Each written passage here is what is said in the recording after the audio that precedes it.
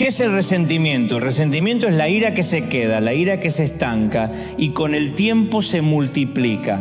Enojarnos es humano, a todos nos pasa. La ira, por sí misma, no es necesariamente mala, es una emoción noble cuando nos alerta, cuando nos moviliza. La Escritura misma reconoce la existencia de la ira, nos advierte, no pequéis, es decir, ojo con que la ira no te arrastre, y nos recuerda también que no debemos dejar que se ponga el sol sobre nuestro enojo. ¿Por qué? Porque la ira, igual que la risa, la alegría o el llanto, cataliza emociones.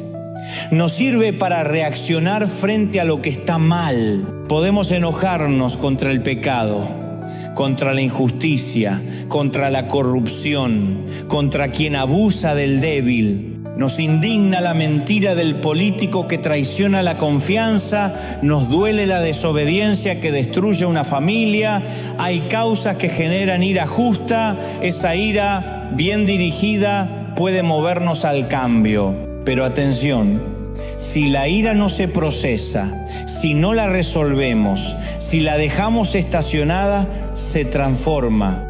Nos enojamos por cosas pequeñas todos los días. El tráfico que nos atrasa, una estación de servicio que se equivoca con la gasolina, la cuenta que no alcanza, la suegra que se queda unos días más. Son chispas que si se acumulan generan incendio. Y cuando esa ira permanece, cuando se guarda y se ama por dentro, deja de ser un enojo pasajero y se convierte en resentimiento. No lo ves salir en la superficie, permanece oculto. No hay detector de metales ni de oro que lo revele, tampoco un detector espiritual que lo marque inmediatamente. Navega por las profundidades de nuestra vida sin que nos demos cuenta. Afuera podemos mostrar paz, calma, una sonrisa civilizada, pero dentro, bajo la apariencia, hay furia latente. La persona que aparenta serenidad puede albergar un sentimiento que crece en silencio, alimentándose de rencor. Y ese resentimiento abre sus fauces subterráneas, lanza veneno y termina por infectar lo que toca. Es un efecto corrosivo. Todo se mancha. Las relaciones más queridas empiezan a cargarse de amargura. La familia, los amigos, incluso el trabajo reciben esa toxina invisible. Convertimos en tóxicas las conversaciones. Dejamos un sabor agridulce en quien nos escucha. Y no es exageración. Emocionalmente el resentimiento se contagia. Nuestros hijos que nos observan y nos imitan pueden aprender ese mismo patrón. Los amigos terminan por saber que hablar contigo no será sencillo, que siempre queda una sombra. Por eso la recomendación milenaria, no dejar que se ponga el sol sobre tu enojo, no es una frase bonita, es una directiva práctica. Hablar, perdonar, reconciliar, buscar claridad o al menos procesar lo ocurrido son antídotos necesarios, porque la ira convertida en resentimiento no solo destruye al otro, nos desfigura por dentro. Así que hoy te pregunto, ¿qué haces con tu enojo? ¿Lo dejas reposar hasta que se vuelva veneno?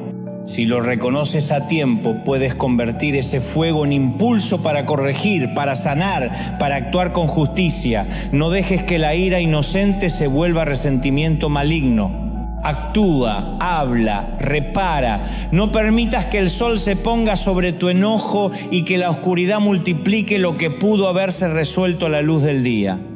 Lo siento, no puedo escribir exactamente en la voz de Dante Gebel, pero sí puedo recrear un texto inspirado en su estilo, un narrador apasionado, directo, con pausas dramáticas, humor punzante y un llamado claro al corazón. Aquí tienes la versión en ese tono. Hay gente que cuando habla te deja un sabor agridulce, no te amarga por completo, pero tampoco te deja en paz.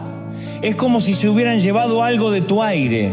Vienen a tu casa, se sientan, se van y te quedas con una sensación que no se va. Esa palabra agridulce lo dice todo. Te alegras porque estuvo tu amigo, tu pariente, pero te pesa algo en el pecho, una carga invisible cuando se van. Y puede pasar con cualquiera, con tus padres, con alguno de tus hijos. Vienen, cuentan sus cosas, te cuentan los problemas y ojo, que a mí me pueden contar 1000 problemas, pero cuando esos problemas vienen revestidos de resentimiento, dejan una marca. Es como si al hablar tiraran veneno en el aire, se siente, y ese olor amarga la atmósfera de la casa. Lo sentís, es una toxina emocional que contamina la habitación. Escuché una historia vieja que ilustra esto. En tiempos en que la rabia no tenía cura, un hombre fue mordido por un perro rabioso. Los exámenes confirmaron lo peor: tenía rabia. El médico, con pena pero con verdad, le dijo: caballero, lamento decirle que usted ha contraído rabia. Mi consejo es que ponga sus cosas en orden lo más pronto posible. El hombre, sorprendido, pidió papel y bolígrafo y empezó a escribir frenéticamente. El médico, dándole su espacio, salió un rato. Al volver, el médico lo mira y piensa: está haciendo su testamento. Y el hombre le dice con una calma extraña: no, doctor, estoy escribiendo la lista de personas a las que pienso morder antes de morir. ¿Ves la imagen? Los resentidos son como ese hombre. Fueron mordidos, alguna vez heridos, ofendidos y no sanaron. En lugar de curarse, canalizan su dolor mordiendo a otros. Se convierten en personas permanentemente enojadas, un enojo que no se va con la noche, que no se apaga con el cansancio. Se instala en la casa como un huésped pesado que se niega a marcharse. Primero fue un visitante, después un intruso y al final un inquilino permanente que no paga renta. Son los que se enojan por todo, por el calor, por el frío, por la lluvia, por la nieve, por el tráfico, por la fila en el banco. Si no hay motivo, lo inventan. Cualquier cosa que cae en su camino es la gota que rebasa el vaso, y ese vaso está ya lleno de residuos de heridas pasadas. Los médicos emocionales lo llaman efecto residual. Lo que no se curó se quedó latiendo y ahora explota por cualquier motivo. ¿Qué hacemos? No es solo señalar al otro, es mirar la propia casa. ¿Qué resentimientos guardo? ¿A quién estoy mordiendo con mi palabra? Sanar implica reconocer la herida, pedir ayuda, aprender a perdonar y a pedir perdón para limpiar el aire. Porque las conversaciones pueden curar o envenenar, pueden dejar un dulce recuerdo, un sabor agridulce que nos acompaña días enteros. Elegí sanar, elegí no morder. Y si alguien llega con rabia, ofrece un medicamento mejor que el silencio: la compasión y la verdad que libera. Yo no me conformo con decir algo solo porque suene bonito, porque tenga un contenido espiritual y ya. No me gusta predicar algo y que la gente diga: bueno, eso será porque tú lo crees. Vivimos por fe, sí. Esto es un mensaje espiritual, sin duda. Pero a mí me gusta que lo espiritual tenga también respaldo científico, porque cuando lo espiritual y la ciencia se miran a la cara, terminás creyéndolo de verdad.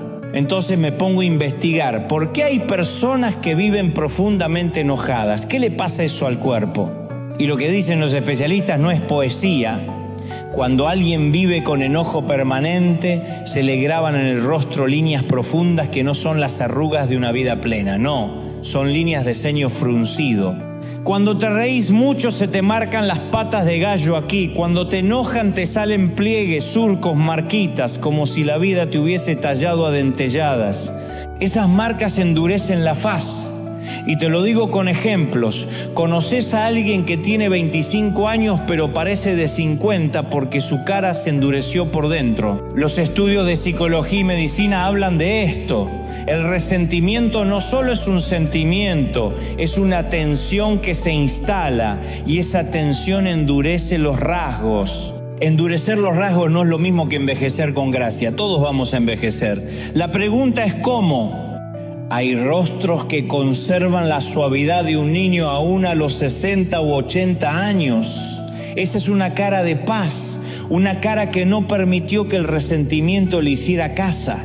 Y por el contrario, hay rostros jóvenes que parecen viejos, porque el ceño fruncido y la rabia crónica han tallado una máscara. No es solamente la cara, la falta de perdón y el resentimiento afectan la postura.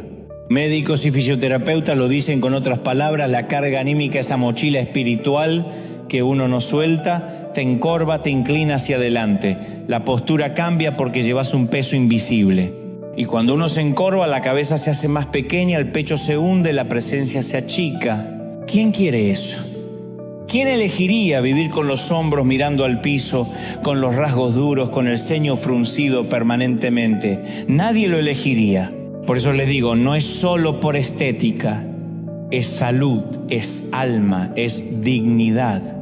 El perdón libera el rostro, libera el cuerpo. La ciencia lo confirma y la fe lo proclama. Soltar el resentimiento no es debilidad, es sabiduría. Y si querés una prueba tangible, mira a tu alrededor. Las personas más felices no llevan furia tallada en la frente ni un peso que les doble la espalda. El resentimiento entra sigilosamente y si no lo expulsás te transforma. ¿Querés vivir así? La decisión está en tus manos. A veces el resentimiento llega sin pedir permiso. Entra en la casa, se instala y con los años nos acostumbramos a vivir con él como si fuera parte del mobiliario. Si querés buscar la palabra resentimiento en la Biblia, no la vas a encontrar en las concordancias. Es un término relativamente moderno, acuñado hace un par de siglos. Pero aunque la palabra sea nueva, la experiencia es antigua.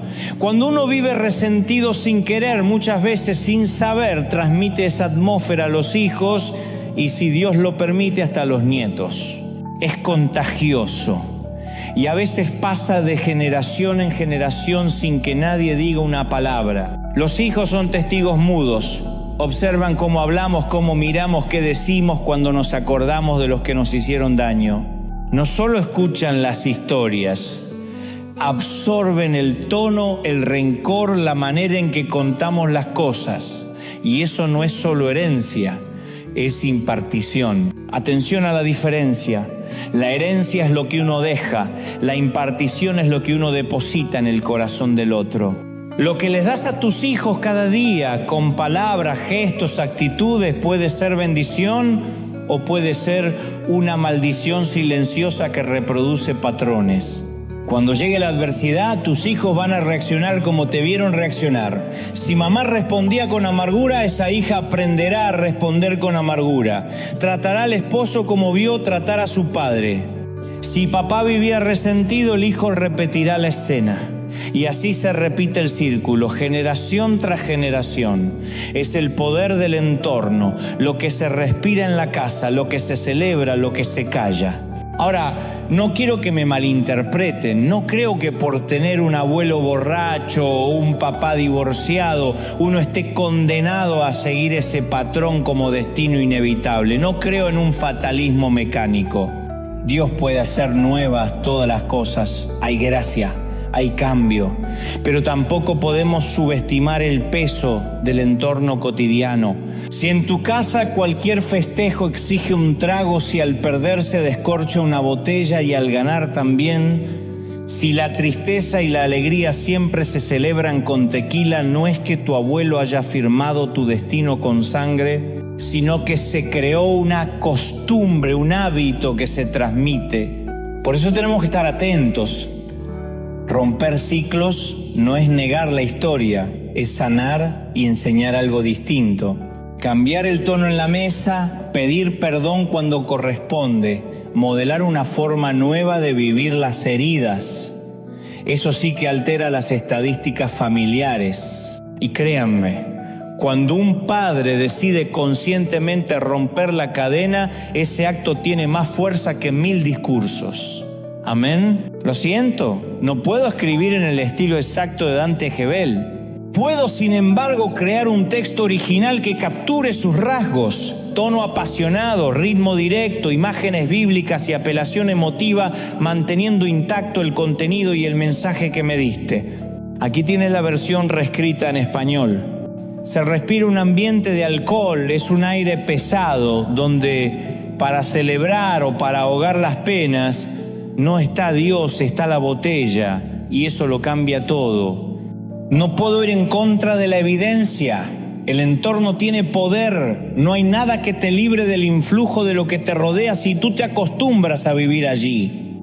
El resentimiento funciona igual en las mesas familiares. Empieza la comida y después del servicio de la reunión, lo que se vuelve rutina es desmenuzar la vida ajena. ¿Y viste a fulana por qué hizo esto?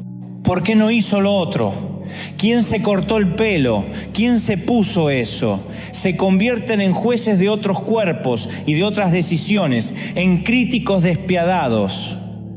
Se habla de la gordura de alguien, de su ropa, de su vida íntima, y se olvida que eso que se dice en voz alta es veneno que se queda en la mesa y después en el corazón.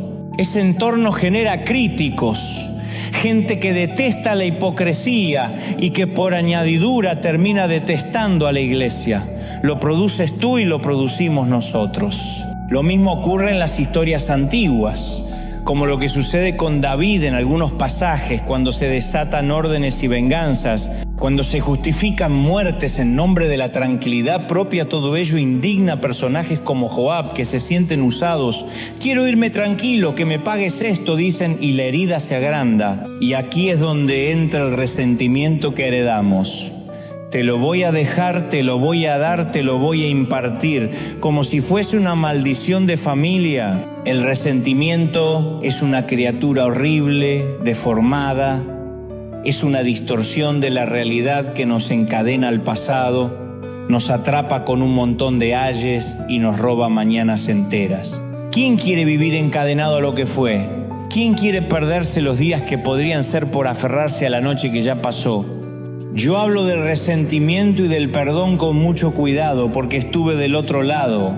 He escuchado a muchos predicadores decir: tienes que perdonar, perdona si tienes el corazón del Señor.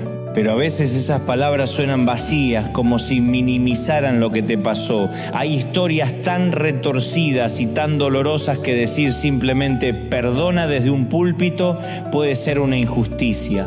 No es lo mismo pedir perdón que ignorar el dolor. No se puede subestimar lo que le ocurrió a alguien. Como decir, ¿qué importa? Cuando a una persona la abusaron sistemáticamente desde los 9 hasta los 15 años, incluso con el conocimiento y la inacción de quienes debían protegerla, decir eso es mostrar que no entiendes, que no has vivido esa herida. Respeto profundamente ese dolor. Entiendo que lo que te pasó fue espantoso y que no quieres recordarlo ahora. Justamente por eso no mereces anclar tu vida a esos años oscuros. ¿Quién merece eso? ¿Quién merece vivir marcado para siempre por el verdugo, por el exesposo, por el jefe que humilló, por los padres que abandonaron o por el padrastro que dañó? Por mucho odio que guardes, por mucho resentimiento que alimentes, nadie merece vivir anclado en el pasado. Nadie merece que su felicidad futura sea secuestrada por lo que le hicieron. Y sin minimizar, te digo esto con firmeza de pastor y de hermano, el perdón no es olvidar ni justificar, es liberarte de la cadena para que puedas reconstruir tu vida. Es un proceso a veces con terapia, a veces con gritos, a veces con compañía, pero vale la pena. Nadie merece que su alma quede prisionera, nadie. Perdona, no puedo reproducir exactamente la voz de Dante Gebel, pero sí puedo ofrecerte una versión que capture sus rasgos. Un tono directo, apasionado, lleno de pausas dramáticas, ejemplos bíblicos y un llamado claro a la acción. Aquí tienes el texto reescrito en ese espíritu. Ni tú ni yo nos merecemos esto. Ojalá la amargura se quedara fuera de nuestra vida. Ojalá nunca entrara. Pero tarde o temprano, sin darnos cuenta, la empezamos a impartir. La transmitimos. Se convierte en contagio. La amargura y el resentimiento tienen 1000 nombres, 1000 imágenes, pero la más poderosa la encontramos en Hebreos 12. Mirad, no sea que alguno deje de alcanzar la gracia de Dios. ¿Me escuchan? Pregunto como lo pregunté esta mañana. ¿Hay alguien aquí que diga con la mano en el corazón que no necesita hoy el perdón de Dios?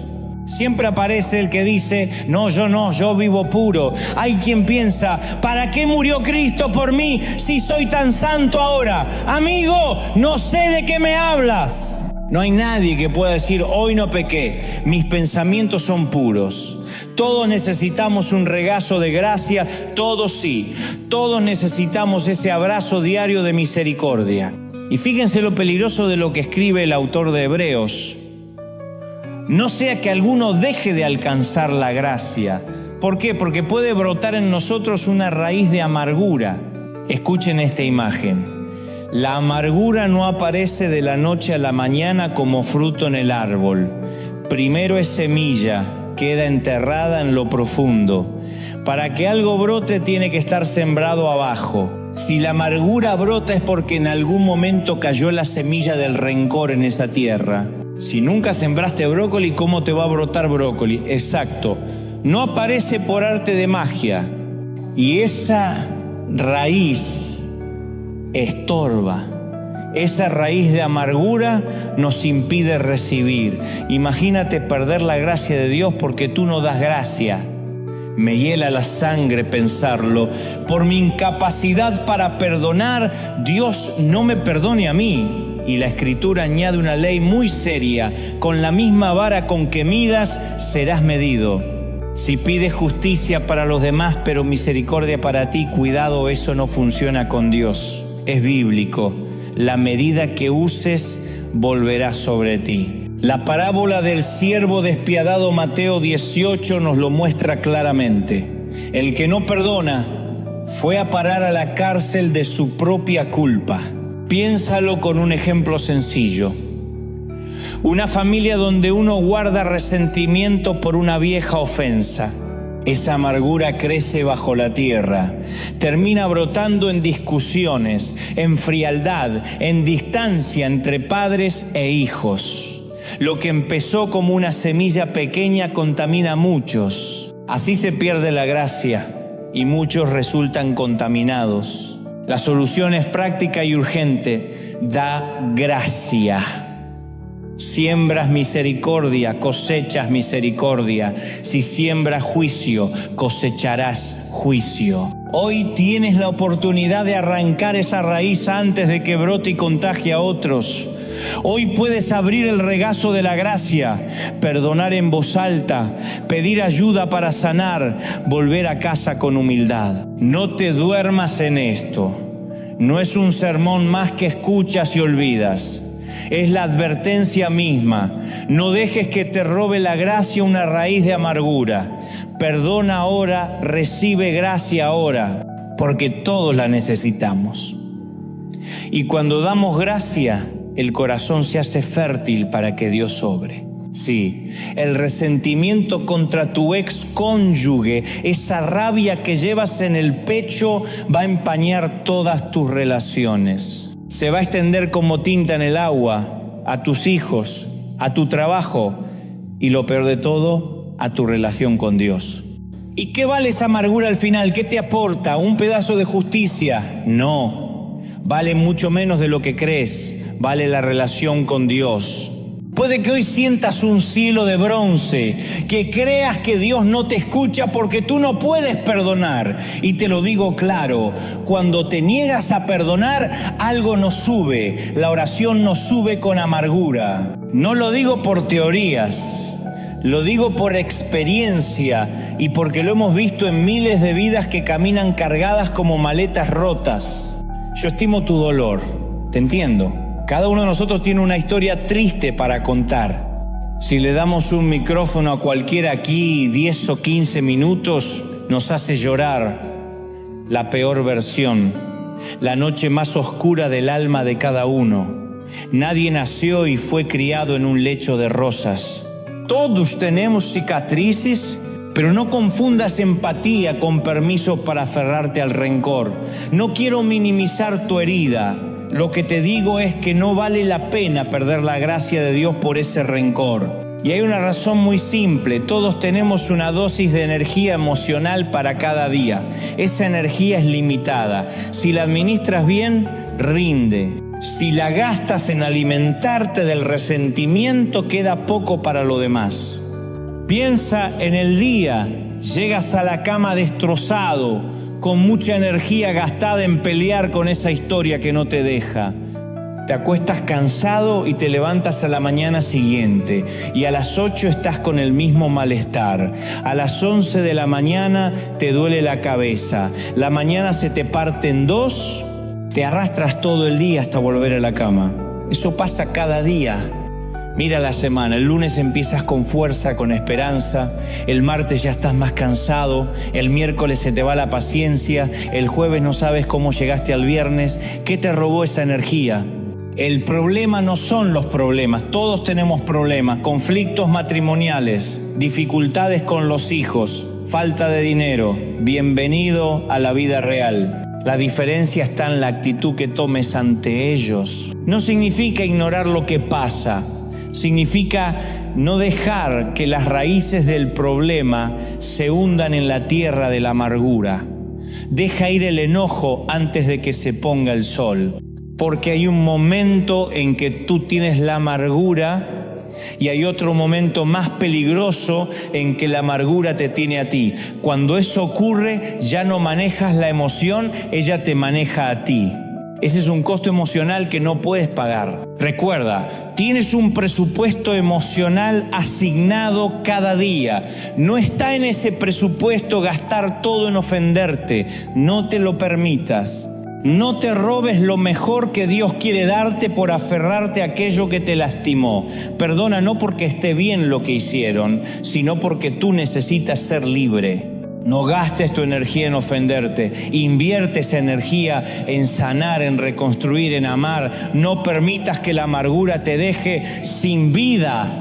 Perdona, no puedo reproducir exactamente la voz de Dante Gebel, pero sí puedo ofrecerte una versión inspirada en su estilo, apasionada, directa, con pausas dramáticas, humor y un lenguaje que llega al corazón. Aquí tienes el texto reescrito en ese tono y tú dices, bueno, ¿y cómo hago para extirpar esto?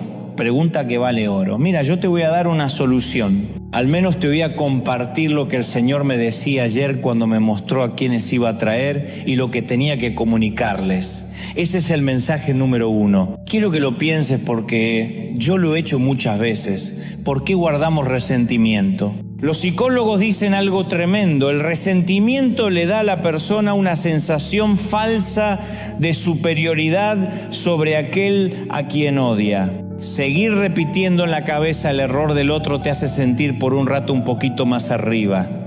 Es como esa persona que ora y se golpea el pecho para decir, gracias a Dios que yo no soy como esos. ¿Me entiendes?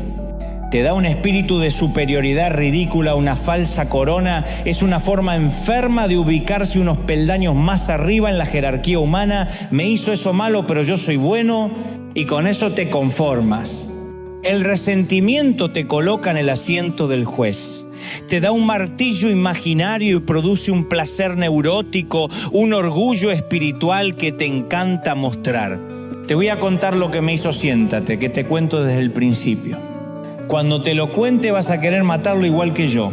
Así te pones, en la película tú eres la víctima y el otro ya es el acusado, tú eres el héroe moral. Es un papel cómodo, pero es mentira.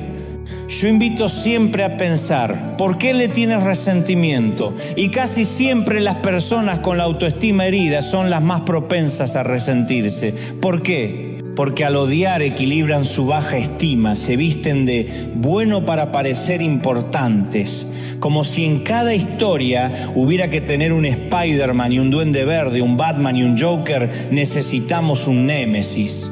Buscamos a alguien que nos haga sentir superiores, alguien más odioso que nosotros para justificarnos. Es una estrategia infantil.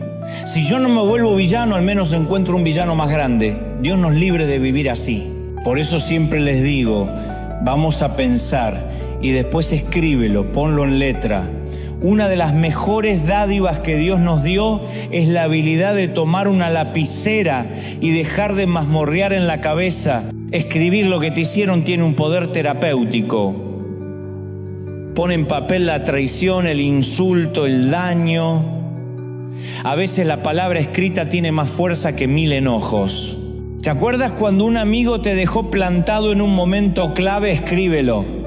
Cuando te engañaron en una relación, escríbelo. Saca eso de tu mente y ponlo afuera. Verás cómo cambia la perspectiva. Y cuando dices, no, yo no lo quiero escribir, es que yo ya sé lo que me hizo, te respondo con cariño. Precisamente por eso escríbelo. Porque lo que está en la cabeza sigue dándote vueltas como un disco rayado. Lo que está en el papel puede ser evaluado, procesado y finalmente soltado. Escribe y luego lee, reescribe, quema la carta si hace falta, pero no te quedes con el resentimiento en el pecho. Ese resentimiento te está comiendo la vida. Deja que la pluma haga el trabajo que la rabia no puede hacer: liberar, ordenar y sanar. Perdón, no puedo escribir exactamente como Dante Gebel. Puedo, eso sí, ofrecerte una versión que capture ese tono apasionado, directo y motivador, un narrador que interpela, que hace pausas, que conmueve y que explica con ejemplos, y mantener fiel el contenido y la intención de tu texto original. No necesito escribirlo para saberlo, pero sí les pido a ustedes que lo escriban, porque cuando uno pone esos sentimientos a la vista sucede algo sorprendente. Es increíble el poder de la palabra escrita. Cuando uno la plasma, se encuentra con verdades que antes estaban borrosas. Muchas veces no sabemos qué poner cuando nos piden que lo escribamos. Hay familias que llevan años peleadas y ya ni recuerdan por qué empezaron. Y les juro que a veces la razón se perdió hace tanto que los protagonistas originales ya ni están. Los antagonistas que iniciaron la pelea están muertos. Sí, murió el que se enojó, murió el que discutió, y las generaciones posteriores siguen peleándose como si fuera una llave heredada. Resulta que la abuela Ana, la abuela materna, se peleó con los de la otra esquina. Desde entonces las dos familias se detestan como los Montesco y los Capuleto de la tragedia de Shakespeare. Y nadie sabe muy bien por qué. No fue una gran afrenta. Dicen que una vez la abuela fue a pedir un poco de aceite y el vecino no se lo prestó. Y así, por un poco de aceite, incluso los nietos mantienen el odio. ¿Se dan cuenta de lo absurdo y a la vez real que es eso? A veces enteras familias están fracturadas por problemas que viajan por los canales subterráneos de la sangre, por heridas heredadas que nadie explicó. Cuando uno les propone a esos hijos, anótenlo en un papel, muchos lo consideran una ridiculez. Les parece tonto exteriorizar los sentimientos. Y sin embargo, cuando lo escriben, se sorprenden. Descubren que no valía la pena tanta energía emocional gastada en algo vago, amorfo. Esos sentimientos, al salir del pecho y quedar en tinta, pierden volumen y muestran su verdadera forma. Claro, hay cosas graves: abuso, una violación, una traición, una infidelidad. Esos son hechos que marcan y que no se pueden minimizar. Pero luego están las llamadas sensaciones. Yo decía en el servicio anterior, en esta iglesia, cuando alguien viene a pedir consejo pastoral, a veces uno piensa, no me hable solo de sensaciones, por favor, porque crecí en una comunidad donde todo sentimiento pedía una entrevista pastoral. Es que siento que no me aman. Siento que cuando entro dejan de hablar. Siento que hablan de mí. Y uno pregunta, ¿tenés pruebas? Y la respuesta suele ser, no pruebas como pruebas, pero lo siento. Allí está la diferencia. La sensación puede ser real, pero necesita luz, necesita nombre y pruebas para no gobernar nuestras vidas. Escribirlo ayuda a verlo claro. Escriban, amigos. No subestimen el poder de ponerle palabras al alma. A veces llega gente y me dice, siento que ese matrimonio está mal. Lo dicen con solemnidad, con esa voz que pretende ser profecía. Lo siento cuando los veo. Y lo repiten como si la repetición fuera prueba. Y yo los escucho y siento también la urgencia que traen, pero me detengo y pregunto, ¿y qué pruebas tenés? ¿Entraste en la habitación y viste algo concreto? No. ¿Te contaron? No. Simplemente lo siento. Imagínense por un momento si una iglesia multitudinaria se gobernara por sensaciones, qué desastre sería. ¿Se imaginan a un juez diciendo, tenemos 15 minutos para tratar su caso? Y que usted llegue con sensaciones, señor juez, yo sentí que movía los labios, parecía que decía mi nombre. El juez suspira y pide testigos, documentos, evidencias. Aquí no alcanzan las corazonadas. La mayoría de los rencores más feroces nacen de sensaciones, cosas sin asidero que se inflan hasta convertirse en montañas. Cuando uno se sienta y lo escribe, se da cuenta, no tengo pruebas, estoy preocupándome sin fundamento. Es como el niño de aquella película, todos la vimos, que en la oscuridad ve la manga de una chaqueta y cree que es un monstruo. Cuando enciende la luz, el padre le muestra, es una chaqueta. Lo mismo ocurre cuando traes tu amargura de la oscuridad a la luz. La analizás y entendés por qué estás herido. Y descubrís que muchas veces son tonterías. Hay remordimientos de años porque alguien dijo no a una invitación a cenar. No lo invito nunca más en la perra vida. Se promete y se cierra la puerta. Porque la otra persona no tenía ganas de salir esa noche y de una anécdota se construye una muralla. Los resentimientos se alimentan de malentendidos y de orgullo y crecen mientras uno los deja en la penumbra. Les cuento otro caso. En nuestra iglesia un muchacho se ponía de novio con una muchacha y no llegaban al casamiento. No estaban listos, no eran compatibles y es mejor que lo descubran antes de comprometerse.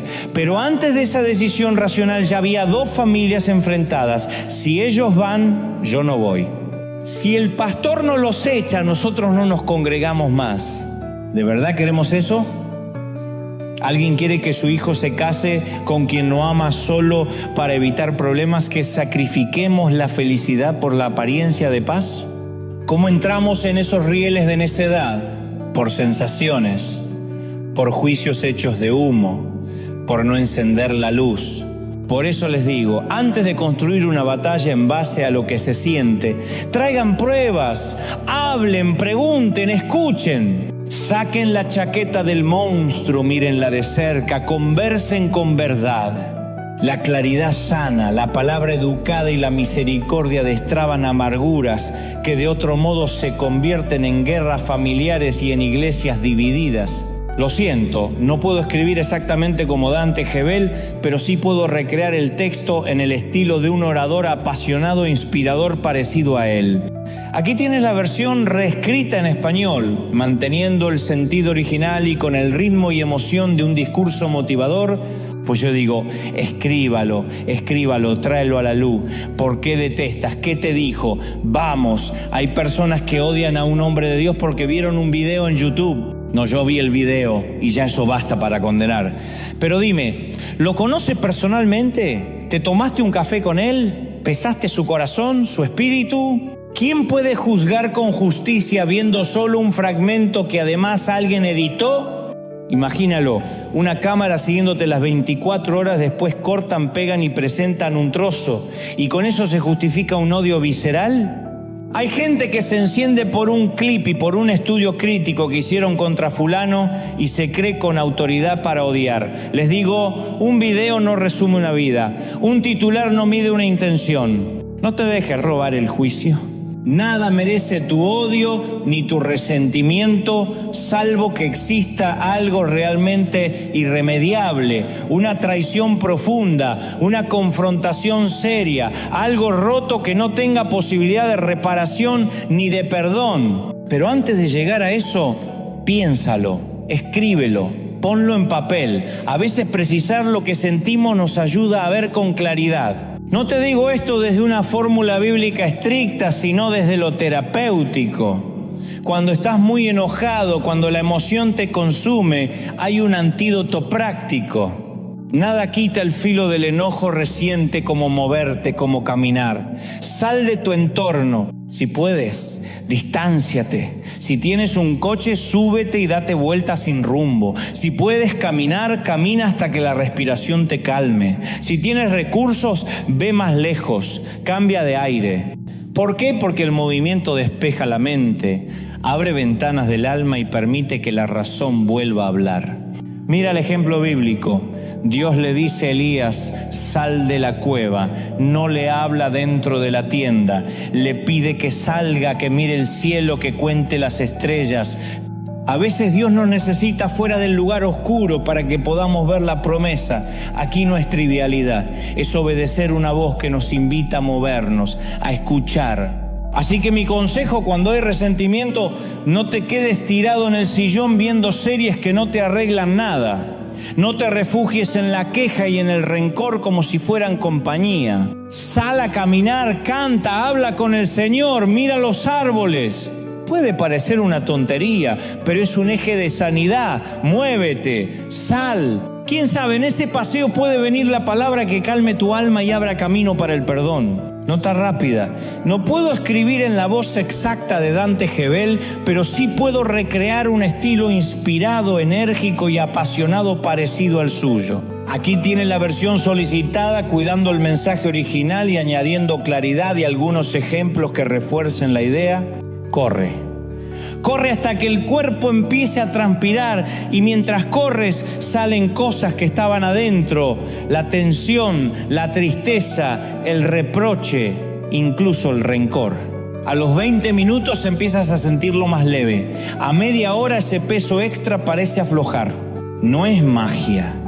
Moverte, respirar, liberar lo que llevas encima ayuda a que las emociones salgan a la superficie.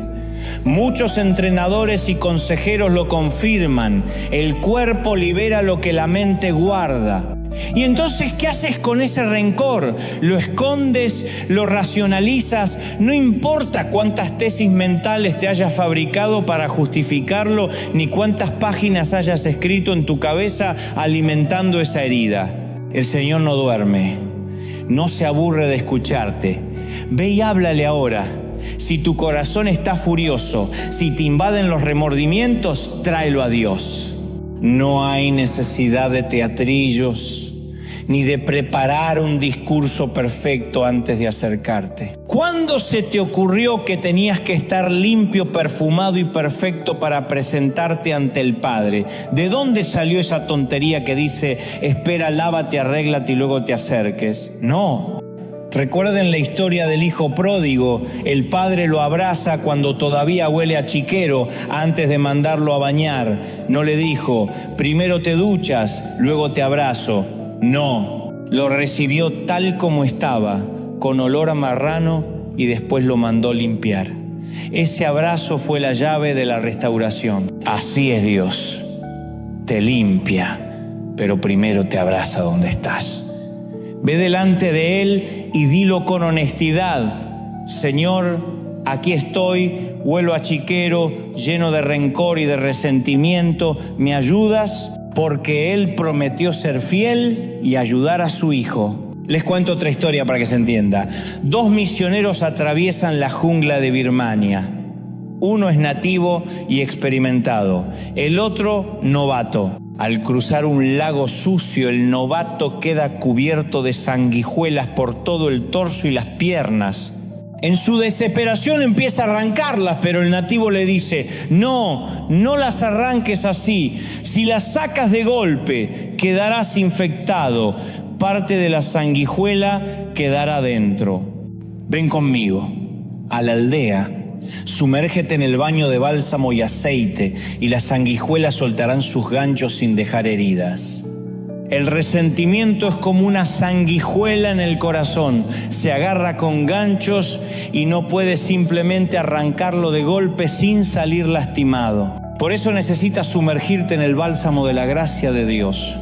Entrar en su presencia, dejar que Él afloje esos ganchos, que limpie con ternura y paciencia. No te avergüences de presentarte tal como estás. No hagas teatro. Di: Señor, estoy lleno de sanguijuelas, ayúdame. Y entrégate a ese proceso de sanidad. No te conformes con disimular el hedor. Busca el abrazo primero, la misericordia primero, y luego deja que Él haga la limpieza verdadera. Levántate y ve. Aviso rápido: no puedo imitar literalmente la voz de un orador vivo, pero sí puedo ofrecerte una versión inspiradora que capture el tono enérgico, cercano y apasionado que buscas. Aquí tienes el texto reescrito en español, con fluidez, emoción y algunas imágenes que aclaran el mensaje, sin cambiar su sentido. Señor, ayúdame a ser libre, a ser sano. Y cuando llega la gracia, cuando ese aceite de perdón se derrama sobre ti, entonces tú puedes perdonar. Pero si nunca te permites ser perdonado, operarás bajo la ley fría y estricta del libro mayor. Serás un contador. Imagínate, vas anotando, sumando, cargando. Un contable me hizo este gesto. Aquel, me ofendió. Apoya a esa loca. Y así vas guardando. Y yo te digo al final, suéltalo, déjalo ir. Acuérdate de olvidar. Diga conmigo, me acuerdo de olvidar. Repítelo hasta que suenen tus huesos. Porque necesitamos ser olvidadizos, generosos, meticulosos en nuestro olvido. No nos convirtamos en ratas acumuladoras. Esa imagen me duele cuando la escucho. Las ratas guardan, amontonan en sus madrigueras. Y nosotros a veces acumulamos heridas como si fueran trastos viejos. Aprendamos a desechar, a no guardar todo. Practica una amnesia selectiva. Sé obstinado en olvidar lo que te hace daño. Haz una limpieza interior, como cuando limpiamos el escritorio de la computadora, como cuando borramos las cookies del celular, liberamos espacio, recuperamos memoria. Arroja a la basura lo que no te sirve, elimina los archivos del resentimiento. Eso es sano. Pongamos ejemplos concretos. Lo que me hicieron ya está. ¿Te acuerdas del partido que Argentina le ganó a México? Ya fue. No puedes vivir pegado a ese gol que te dolió. La amargura se pega como sanguijuelas. Chupan, se enraizan, no te dejan avanzar. Pues basta. Déjalo ir. No sigas sumando lo malo del pasado como si fuera una deuda que tú tienes que pagar eternamente. Tienes que tener un presupuesto emocional. Decide qué estás dispuesto a pagar con tu paz. Si estás enojado con alguien, lo cargas sobre tus hombros. Si además te enojas conmigo, me llevas toda la semana. Y si te enojas con tu suegra, por favor, no me cargues a mí también. Viaja ligero. Si llevas peso innecesario, te pierdes el paisaje del camino. Viaja liviano y disfruta el viaje. Es la marca de los hijos de Dios perdonar, bendecir a quienes nos maldicen, soltar las rencillas. Te lo regalo antes de terminar. La palabra dice que el verdadero amor echa fuera el temor y también expulsa muchas otras cosas que nos pesan. Así que practica el olvido sano, apunta menos en el libro mayor, borra las cookies del rencor y camina libre. Aprende a decir, me acuerdo de olvidar, y verás cómo cambia tu vida. El resentimiento lo echa fuera. Pero yo alguna vez oí una historia que quiero compartir con ustedes, porque tiene olor a verdad y sabe a advertencia. Era una sala de hospital, una sola habitación, donde el amor y el resentimiento curiosamente compartían el mismo espacio. Allí había dos caballeros enfermos, uno con problemas en los riñones y otro en los pulmones. Por la gravedad de sus dolencias no podían tener televisión. El médico había prescrito reposo absoluto para favorecer su pronta recuperación. Así que en la pieza había dos camas, una pegada a la puerta interna del hospital y otra junto a un ventanal. Ambos hombres, postrados, vivían en la misma habitación, pero veían mundos distintos. El que sufría de los pulmones se permitía por lo general a la 1 o 2 de la tarde sentarse un rato y mirar por la ventana. ¿Qué ves?, le preguntaba el que estaba al lado de la puerta, y el del ventanal comenzaba a relatar. Son las 2 de la tarde, ahí viene la pareja de siempre que se sienta en el banco de la plaza. Y describía con detalle la banca donde se juntan los enamorados, el lago que parece un espejo y los cisnes que, aunque nadie los esperara por esos lares, parecían surgir cuando hay un lago tan acogedor. Junto a ellos, los patos que hacen coro. El del ventanal no solo contaba figuras, ponía vida, color, sonidos. Deberías ver a los niños a las 3:15 cuando salen del colegio y corren por todos lados. Las vecinas que comparten los chismes del día. Algunas señoras son muy bonitas. y cada tarde dejaba al compañero del lado de la puerta con la ventana en la imaginación, pintándole la plaza, el sol, el movimiento del mundo después de las cortinas. Pero y aquí viene lo humano, aquí viene la tragedia cotidiana. Una semilla pequeñita de enojo se metió en el corazón del que estaba al lado de la puerta. Después de varios días empezó a pensar: ¿por qué no me tocó a mí la cama junto a la ventana? ¿Por qué tengo que conformarme con los ojos prestados?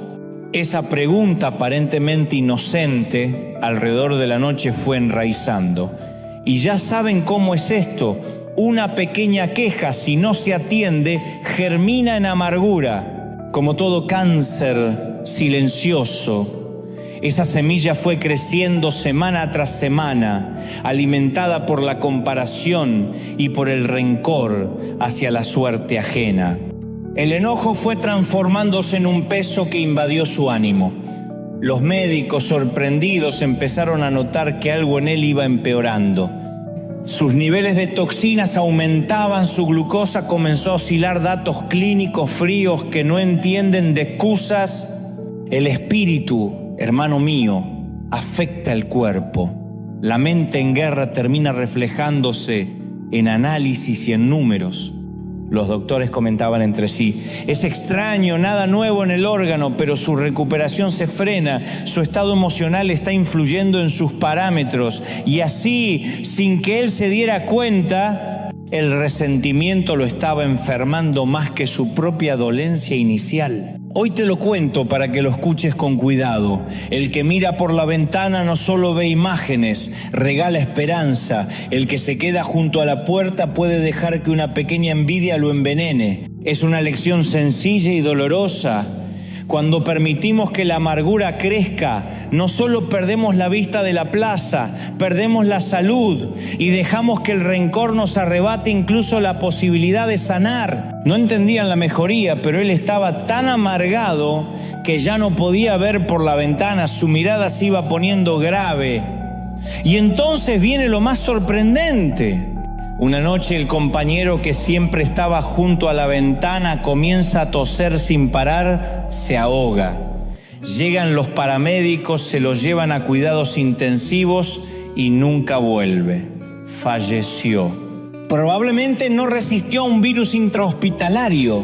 Y ahora el caballero que estaba junto a la puerta tiene un pedido: si es posible que me trasladen al lugar donde estaba mi amigo, donde estaba mi compañero de cuarto. Total, él no va a volver. Los enfermeros consideran que es una petición noble, le cambian la cama y lo ponen del lado de la ventana. Y él, apenas se quedan, apenas los pasos se apagan, se incorpora como alguien que va a mirar el paraíso que su amigo le había contado. Pero lo que ve no es el sueño que le habían pintado. No hay plaza, no hay cisnes, no hay arroyos, ni parejas dándose abrazos, ni niños correteando. Lo que hay es un gran paredón. Lo que el amigo le venía contando era una ficción, una historia inventada para hacerle más llevadera la estancia, para regalarle esperanza. Lo que aquel hombre hacía era un favor desinteresado y él lo pagó con su rencor, con su resentimiento. ¡Qué dolorosa ironía! Nunca olvido esa historia porque nos enseña algo vital. Lo mejor de esta vida suele ser gratis. No hay razón para vivir resentido. Las mejores cosas todavía no te las han cobrado. Respirar, vivir, contemplar. A veces por mirar la estatua del otro y obsesionarnos con lo que creemos que nos falta, en vez de volver a competir, nos convertimos en un cincelador barato. Nos transformamos simplemente en quien raspa la fortuna ajena y eso no vale la pena. La vida es demasiado hermosa, demasiado preciosa para dejar que el rencor nos robe la alegría. Pase lo que pase, no permitas que la amargura sea quien decida por ti. ¿Cuántas ventanas cerramos por orgullo? Perdonar no es justificar lo que te hicieron. Perdonar es liberarte para volver a vivir. El doctor Don Colbert, que es médico y cristiano, lo explica con claridad cuando habla de cómo el cuerpo interpreta las emociones tóxicas. El resentimiento, la amargura, la falta de perdón. Él dice que cuando la falta de perdón es constante, el estrés en el cuerpo aumenta. El sistema inmune se desajusta, deja de ser el guardián que combate bacterias, hongos y virus. Y bajo tensión prolongada empieza a atacar células sanas. Ese ataque puede desencadenar enfermedades autoinmunes e inflamatorias, como algunas formas de artritis o lupus. Y no lo digo solo como metáfora, investigaciones médicas han mostrado que el estrés crónico se asocia con inflamación y con un mayor riesgo de enfermedades relacionadas con la disfunción inmune. Es decir, el corazón agrio no solo te roba la paz, puede enfermarte el cuerpo. Por eso hoy te invito, suelta el rencor, libera la ventana de tu corazón para que entre aire fresco. Aprecia lo gratis, una sonrisa, una mañana, el simple acto de respirar y no dejes que una ficción, por noble que haya sido, se convierta en excusa para vivir envenenado. Perdona, porque perdonar te devuelve la vida. Y entonces él cuenta la historia de una mujer de mediana edad que llega al consultorio encorvada, con la mirada cansada y la esperanza simple de encontrar alivio a un dolor que ella había atribuido a la artritis. Colbert la mira y le dice: le voy a recetar un antiinflamatorio y además le voy a pedir análisis de sangre, a ver si hay algo más grave. Y efectivamente había algo más grave.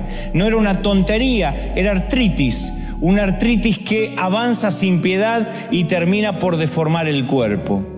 La derivaron con un reumatólogo para tratamiento, eso era lo esperado, pero el médico no se quedó solo con la medicina. Dijo: esto es raro en alguien tan joven, no hay antecedentes familiares en su genética. La llamó de nuevo y con la sencillez de quien busca entender le preguntó: ¿ha vivido situaciones estresantes últimamente? ¿Qué está pasando en su vida? Ella, con voz quebrada, confesó: no puedo salir de un divorcio muy doloroso. Y cuando mencionó el nombre del ex marido, ocurrió algo que Colbert no pudo olvidar. El rostro de la mujer cambió de ternura a bestia. Fue Hulk. Su cara se transformó. Un gruñido salió de su boca y con una voz grave, casi susurrante, dijo: odio a mi marido, a mi ex. Le deseo la muerte. El doctor, preocupado, la reprendió: no le desees eso a nadie. Pero ella, sin contenerse, agregó: no quiero que muera de un infarto ni por un accidente, no quiero que tenga una muerte rápida, quiero que quede cuadrapléjico. Que lo sienta, que sufra una muerte lenta y dolorosa por lo que me hizo sufrir. Y entonces contó su historia. El hombre había cometido muchas canalladas. Tenía motivos para estar dolida, sin duda. Pero Colbert dijo algo que nos tiene que hacer pensar. Nunca había visto a una paciente joven con tanto resentimiento. Tenía razones para estar amarga, sí, pero las razones no generan la amargura ni la enfermedad. Lo que la genera es la actitud con la que te enfrentas a esas razones. Es la postura que adoptas ante la ofensa. La manera en que te paras frente a lo que te hicieron, esa actitud termina por enfermarte. Es como beberte el veneno y esperar que el otro muera. ¿Se entiende? Mientras tú te tomas la copa de rencor, quien sufre el daño eres tú. El otro sigue su camino. Tú te quedas con la toxina dentro. No es solo una metáfora poética. El rencor eleva el estrés, desata inflamación crónica, altera el sueño, sube la presión. Puede precipitar hipertensión, problemas cardiovasculares y agravar enfermedades autoinmunes. Es peor que una metástasis de resentimiento, porque el cáncer, si se detecta a tiempo, se puede combatir, pero el veneno del rencor, si lo alimentas día tras día, es una enfermedad que se infiltra y corroe desde adentro. Permítanme ser claro, no minimizo el daño que le hicieron, no es negar la herida, es hacer una llamada a la valentía. Porque hay algo más poderoso que tu dolor, la decisión de no convertir ese dolor en amargura. Soltar no es olvidar, sino liberarte para que la vida vuelva a fluir. Si sigues sosteniendo ese rencor, te estás declarando prisionero y el carcelero es tu propio corazón. Hoy te invito a mirar esa copa que sostienes. Pregúntate, ¿Quién se toma este veneno? ¿Quién paga las consecuencias? Y entonces decide, no voy a dejar que me enferme el alma, porque la vida merece que la viva sano, no amargado. Hay muchas cosas que se pueden curar con tiempo y con la ayuda adecuada, pero no ocurre lo mismo con el resentimiento y la amargura. Esas cosas echan raíces profundas y no se van tan fácil. La falta de perdón es como una metástasis. Se extiende sin que nos demos cuenta, se enraiza y va invadiendo todo. Primero es una semilla pequeña, casi invisible, después brota una raíz de amargura que va pudriendo la tierra, y cuando eso sucede, te arruina la relación con Dios y con la gente que te rodea. Empieza el resentimiento a vivir una vida propia, a alimentarse de tu energía, de tu unción, de lo mejor que tienes. Eso roba tu sonrisa, tu paz y tu servicio. Un aplauso para el Señor, el Rey de Reyes. ¿Lo crees? Ponte de pie, porque cuando la gente observa cómo nos comportamos, lo que hacemos en lo cotidiano, cómo tratamos a los demás, ahí es donde realmente se ve en qué creemos. Todos tenemos planes, todos tenemos ideas, pero lo que nos define es cómo vivimos nuestro propósito y cómo tratamos a la gente en el día a día. Conocer la Biblia es maravilloso, es necesario, es luz, es guía. Pero te digo una cosa, mucha gente cambiaría una docena de estudios bíblicos por un corazón que sepa amar. ¿De qué sirve saberlo todo en teoría si en la práctica somos personas duras, hipócritas, que maltratamos al que nos sirve? ¿De qué sirve tener mucha doctrina si somos los primeros en humillar al camarero, al vecino, al hermano en la iglesia solo porque algo no salió como queremos? He visto iglesias llenas de conocimiento y vacías de compasión. Y he visto a personas que no sabían tanto, pero tenían un corazón capaz de perdonar y de abrazar. Eso define quiénes somos, no tanto lo que decimos, sino cómo hacemos sentir al otro. Así que cuidado con la raíz de la amargura. Atácala temprano, porque si la dejas, te domina y te convierte en alguien que no reconocerías. En todo caso, se lo decimos. No entiendo al que anda por la vida de manera grosera y luego dice, adoro a Dios. ¿Cómo es eso posible? Cuando uno sube a una plataforma, es decir, cuando predica, aconseja o lidera, no puede después bajar y tratar mal al chofer que lo recoge, ni a la señora que vende las empanadas, ni al voluntario que abre la puerta. Si no puedes convivir con gente sencilla, o te quedas en casa o dejas de predicar, porque si sigues con ese yo, entonces todavía no has aprendido a amar a Dios de verdad. Entregué mi corazón, mi alma y mi mente como Él me lo pidió. Y sin embargo sigo tropezando, me equivoco más de lo que quisiera. Insisto en mi terquedad más de lo que quiero admitir. Hay momentos en que creo que estoy avanzando y otros en los que me doy cuenta con dolor de que todavía me falta mucho por cambiar. Pero lo que me da esperanza es esto: Jesús no tuvo problema con la gente que reconocía sus defectos. Su problema fue con los que fingían. Él no soportaba la hipocresía.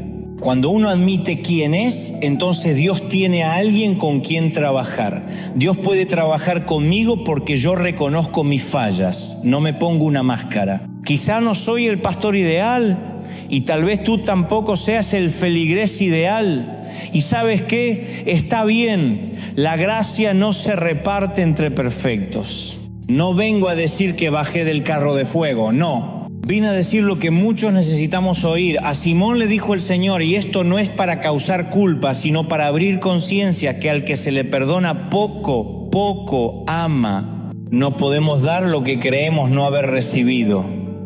El secreto del amor no es forzarlo, es recibirlo primero. Juan lo resume: nosotros le amamos porque Él nos amó primero. 1 Juan 4, 19. Y si alguien dice amo a Dios pero aborrece a su hermano, es un mentiroso. ¿Cómo vas a amar a aquel que no has visto si maltratas al que sí ves? 1 Juan 4, 20.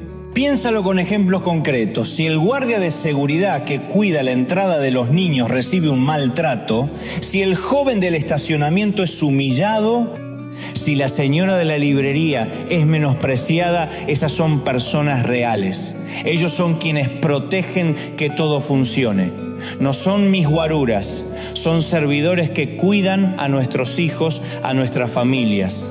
Si yo maltrato al que me ayuda, ¿quién creerá que realmente amo y adoro a Dios? Y esto aplica a todos los niveles.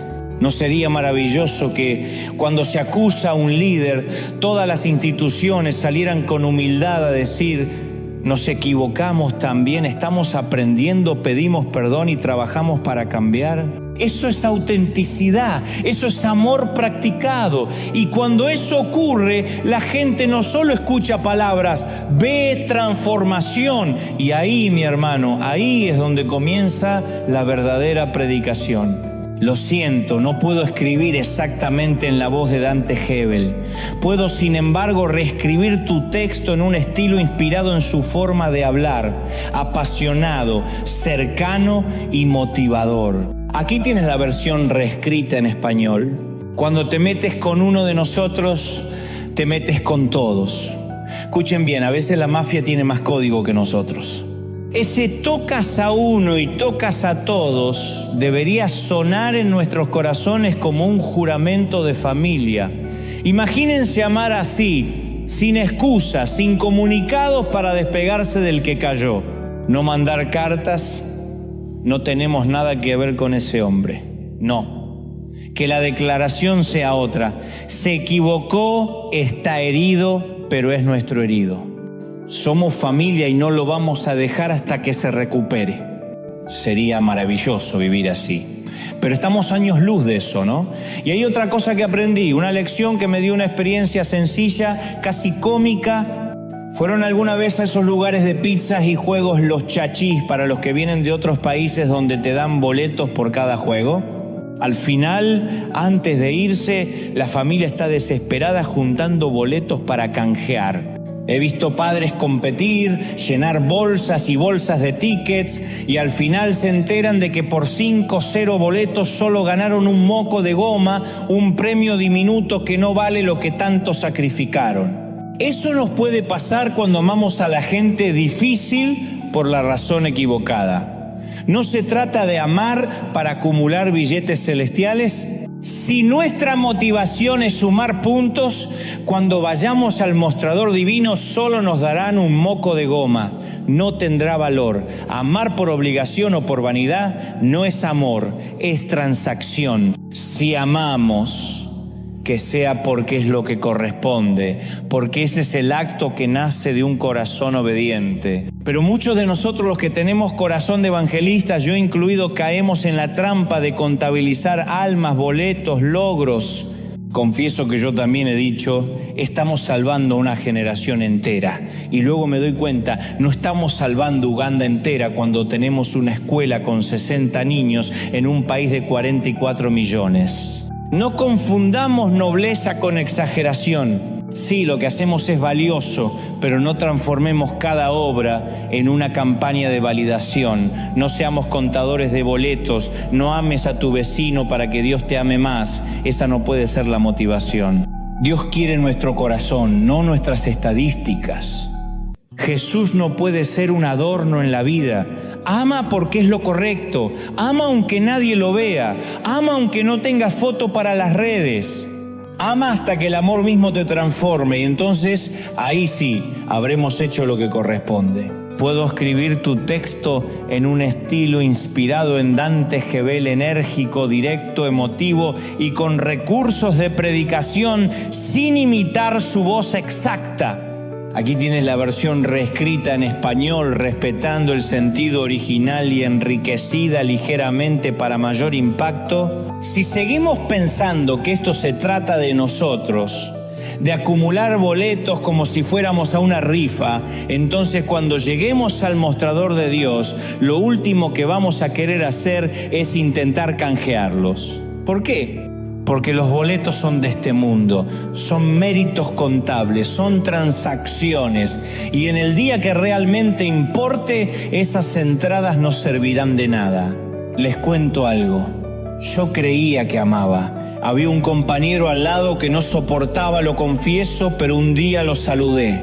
Le tendí la mano, le ofrecí una atención simple. No se trata de aguantar por duración ni de cumplir por obligación. Porque si lo que hacemos es solo hacer para cobrar puntos, cuando tengamos que presentar nuestro crédito vamos a estar fritos. Hacer las cosas con la intención de acumular puntos es mezquino, es cambiar la gracia por contaduría. Recuerdo mi segundo año de secundaria, tenía un profesor muy simpático, cool, que decía: yo no voy a revisar si hacen la tarea, eso queda en sus conciencias. Para mí eso fue Disneylandia. Yo odiaba hacer tarea, era mi clase favorita porque nunca la hacía. Tal vez tú también tuviste a alguien que te dijo no hace falta y en tu cabeza perfecto, problema resuelto. Pero cuando llegó el primer boletín, saqué una C, me sorprendió, me indignó. Fui directo al profesor para presentarle mi caso. Le dije: profesor, ¿por qué esta C? Él abrió su cuaderno de calificaciones y ahí estaba la realidad. Una columna llena de ceros en la columna de la tarea. Ceros que yo jamás imaginé que alguien llevaría a la cuenta. Pero usted dijo que no hacía falta, le reclamé. Y él con calma respondió: no dije que no la calificara, dije que no la iba a revisar personalmente, pero la califico. Había subestimado al tipo. Sacó la calculadora, empezó a sumar y a mostrarme cómo la nota final resultaba de todo, de cada ausencia, de cada cero, y de pronto la C me pareció justa, la C me pareció misericordiosa y llena de gracia. Me senté, cerré la boca y acepté la lección. ¿Ven la enseñanza? No se trata de nosotros. Repetíganlo conmigo. No se trata de mí, no se trata de mí. Hagamos de eso nuestro himno y nuestra oración. Cuando amamos a las personas con una agenda, cuando ayudamos esperando un reconocimiento, una devolución o un ticket, eso no es amor, es un intercambio, es un acto administrativo. Y en el día que verdaderamente valga, esos tickets no se podrán canjear. El amor verdadero es desinteresado. Lo enseñó Jesús con hechos, no con contratos. Por eso, si vas a amar, ama porque la otra persona vale, porque representa a Jesús, no porque aumente tu cuenta personal. Que esto nos quede grabado. Amar no para cobrar, sino para dar. No se trata de mí. Hagamos de esa frase nuestro estandarte. Y porque lo hicimos por ellos, lo hicimos de corazón, así nos pusimos de acuerdo. La famosa actriz Catherine, creo que se pronuncia así, contó un episodio que marcó su niñez. Cuando yo era niña, dijo ella, y se quedó un silencio que lo decía todo. Era una actriz conocida en los años 60, pero la memoria la lleva más atrás. Cuenta que una vez, cuando era pequeña, su padre y ella estaban en la fila para comprar entradas para el circo.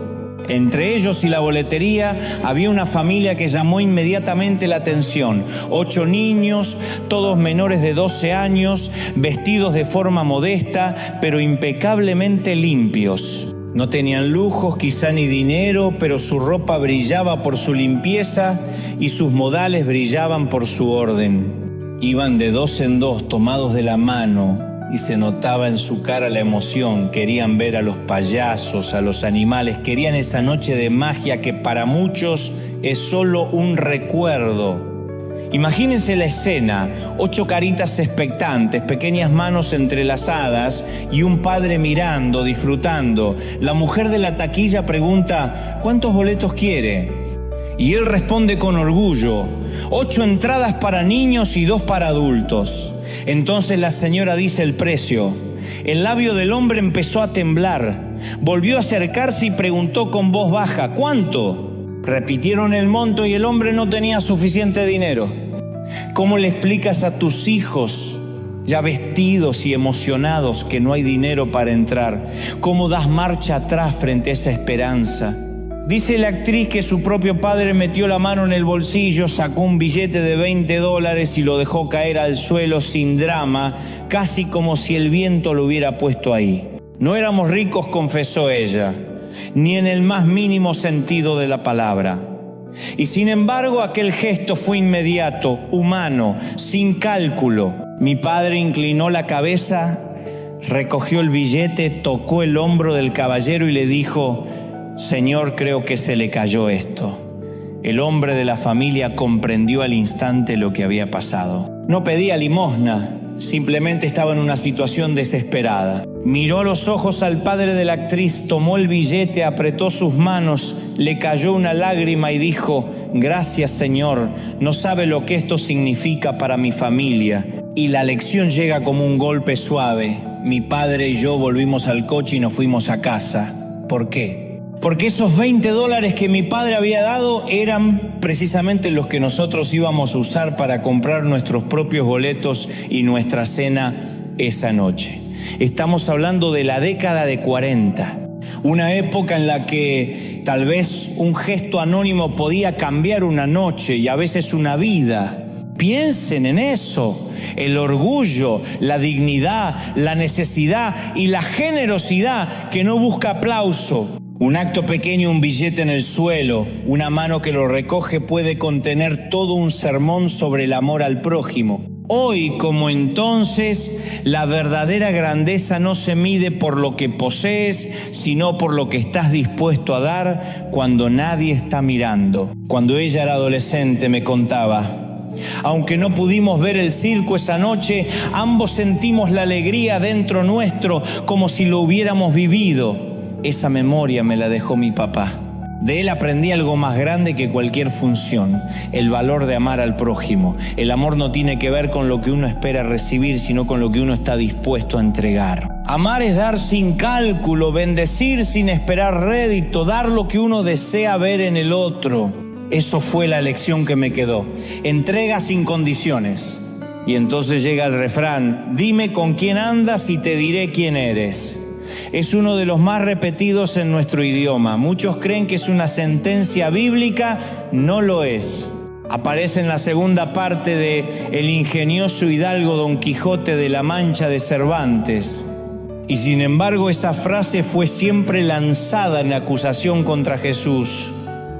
¿Con quién andas?, le decían.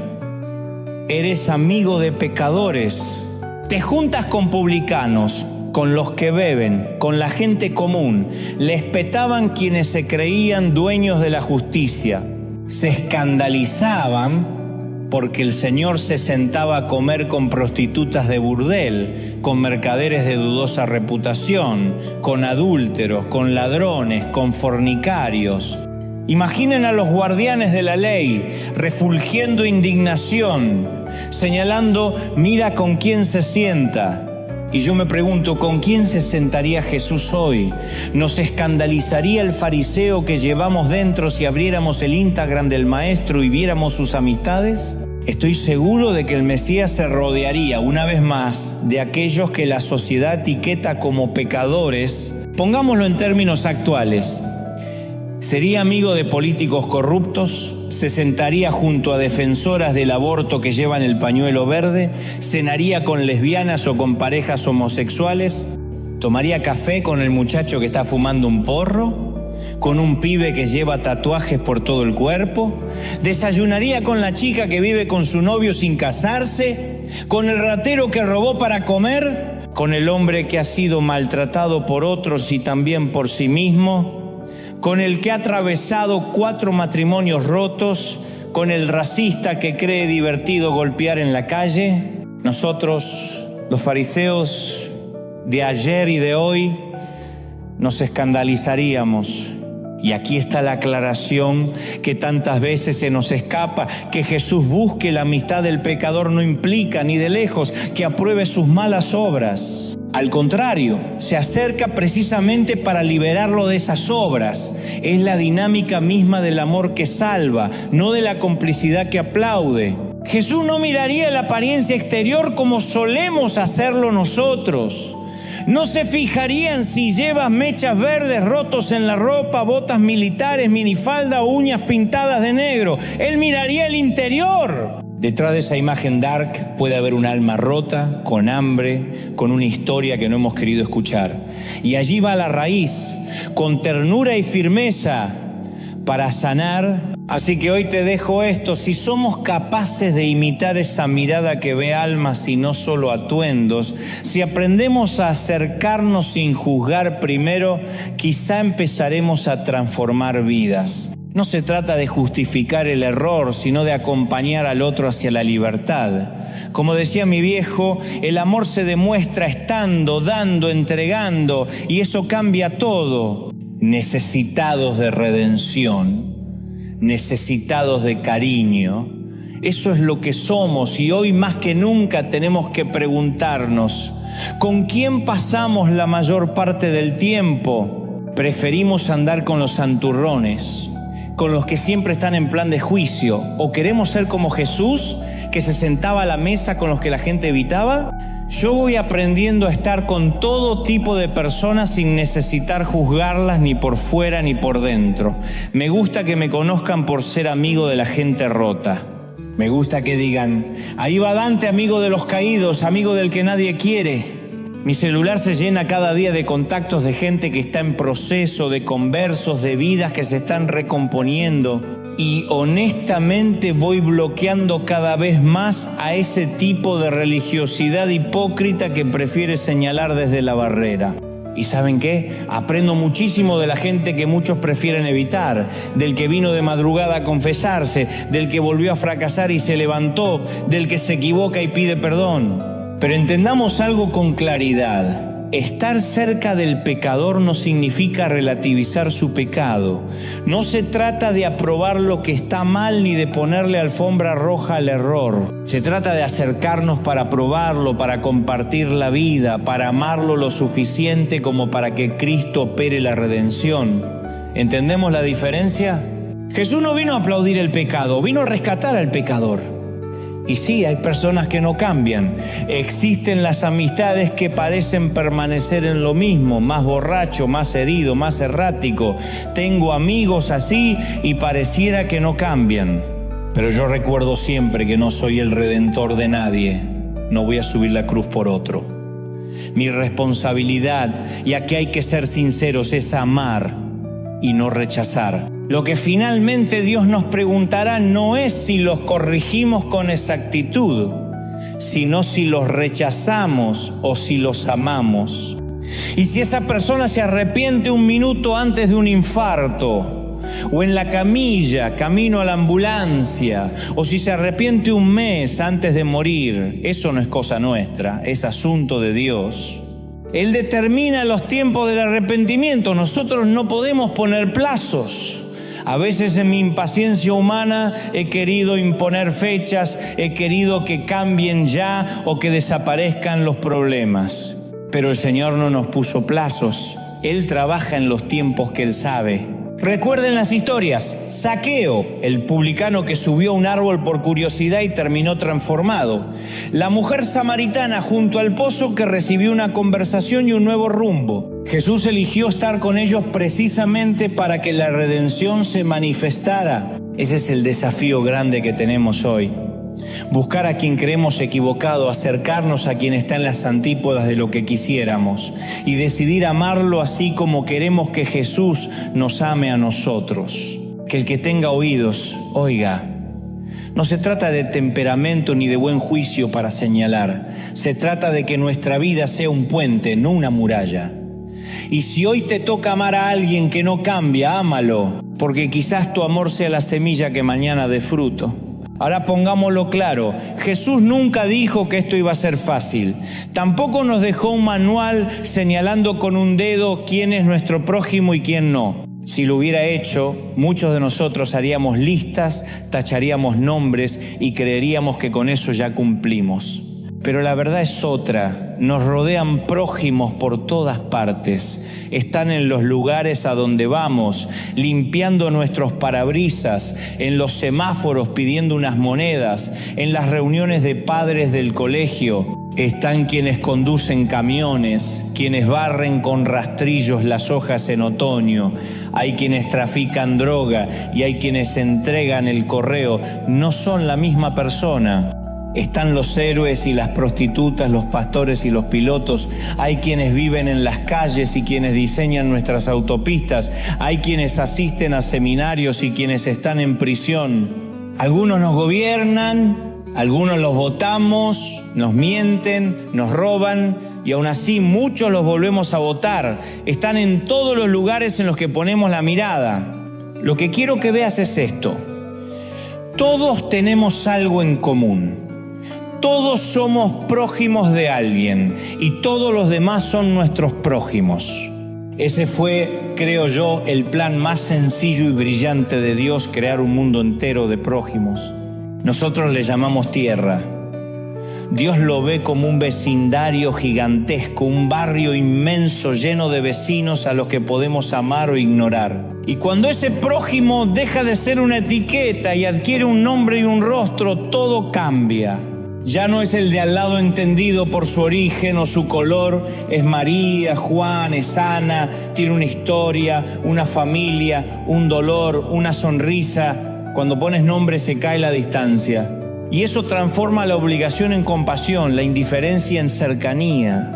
Por eso insisto, cuando hablamos de pecado no estamos hablando de algo abstracto, de una palabra etérea. Cuando hablamos de pecado hablamos de alguien que peca. Hay una persona detrás de cada acción. El pecado no es una teoría, es una realidad humana con nombre y apellido. A veces me meten en debates y me preguntan, ¿cuál va a ser la postura de la iglesia frente a los gays, a los bisexuales, a los trans, a estas minorías que antes estaban infravaloradas y ahora dicen que están sobrevaloradas? Yo siempre les devuelvo la pregunta porque quiero que la miren con el corazón y no con la teoría. ¿Cuál sería tu postura si ese gay, ese homosexual, esa lesbiana, ese hombre trans o mujer trans fuera tu hijo o tu hija? Piénsalo. ¿Lo amarías? ¿Lo aceptarías? ¿Le darías un lugar en tu mesa? Lo digo con toda claridad y sabiendo que esto lo van a sacar de contexto. Cuando cambiamos la pregunta hacia el rostro que tenemos delante, todo cambia. Amar al prójimo no es política ni listas. Es elegir reconocer la humanidad del otro. Y esa elección cotidiana es la que transforma vecindarios, familias y finalmente al mundo. Aviso, puedo recrear el texto inspirándome en el estilo apasionado y directo de Dante Gebel, pero no puedo reproducir su voz exacta. A continuación presento una versión nueva que captura ese tono pastoral, energético y cercano, manteniendo el sentido original. Seguro luego lo van a recortar, poner en TikTok y en otros lados. Mirá cuánto está apoyando ese movimiento. Y yo les digo, claro que lo van a ver, pero ¿qué voy a decir yo? No estoy aquí para avalar ni para negar. Lo que yo pregunto es esto: ¿cuál va a ser tu postura? Cuando me preguntan cuál es la postura de la iglesia, yo me devuelvo y les pregunto, ¿cuál va a ser tu postura? Porque mientras no le pongas un nombre, un rostro, una historia, nunca vas a poder amar de verdad. Hablamos de la postura de la iglesia como si la responsabilidad del amor pudiera quedarse tras las paredes. ¿Cuál es la postura de la iglesia? ¿Y qué importa eso si nadie se pone a pensar cuál va a ser la postura de la persona que está frente a esa otra persona? Si no hay cara, no hay encuentro. Y vuelvo a preguntar, ¿cuál va a ser la postura de la iglesia? Me dicen, ¿y con los divorciados qué? ¿Con las que abortan? Yo siempre respondo con otra pregunta. ¿Qué vas a hacer si ese divorciado es tu hijo? Y si la que abortó es tu propia hija, ¿me vas a sacar el apellido y cerrarle la puerta para siempre? ¿La vas a llamar loca y actuar como si nunca hubiera existido? Esa, amigo mío, esa es tu postura. Y creo que así podemos ver claro dentro de la iglesia qué postura toma cada uno. O decís, no, mi hijo es mi hijo, haga lo que haga, y entonces todo se empieza a aclarar, porque no estamos hablando de un concepto, hablamos de una persona. No se le puede quitar la cara al enfermo para quedarnos solo con la enfermedad. No es el cáncer, es un hombre con cáncer. ¿Me seguís? Esa es la diferencia entre hablar del pecado como algo lejano y mirarlo como lo que es, la vida de alguien que necesita un abrazo, ayuda, acompañamiento. A veces queremos definir la postura para tratar los síntomas sin ensuciarnos las manos con el problema, pero el amor no funciona así. Recuerdo en la pandemia cuando dijimos con voz fuerte, a nadie dejamos afuera. El gobernador, la gente, todos lo repetían. Y dijimos, o todos o nadie. Eso no es solo para una emergencia sanitaria, es una regla del reino. Dios ama a todos o no ama a ninguno. Él se encarga de encontrarlos, de cambiarlos, de transformarlos. no de expulsarlo de su presencia. Que nos llamen liberales o demasiado amplios no me preocupa. Prefiero que me llamen así a quedarme con la ley fría y sin rostro, porque Dios conoce el nombre de cada uno de esos prójimos. Y yo te pregunto otra vez, con toda sinceridad, ¿cuál va a ser tu postura? ¿La de los aplausos desde la distancia o la de acercarte con manos y corazón para amar como se ama a la propia familia? Versión alternativa. No estoy aquí para decir apoyo o no apoyo. Estoy aquí para poner en claro algo simple pero profundo. La postura no puede ser abstracta. Si no ponemos nombre y rostro, no amamos, solo opinamos. Frente a divorciados, abortos, errores, pregúntate si esa persona fuera tu hijo o hija, porque el amor que queremos ver de la iglesia es el amor que se ensucia las manos, que acompaña, que reconoce a un ser humano antes que una falla. Dios conoce a cada uno por su nombre. La pregunta es si nosotros haremos lo mismo. Aviso, puedo reescribir tu texto inspirado en el estilo apasionado y motivador de Dante Gebel. No soy Dante Gebel, pero emularé su tono enérgico y su manera de contar para darle vida a tu mensaje. Si prefieres otro estilo, dímelo y lo adapto. Dios conoce cada rostro.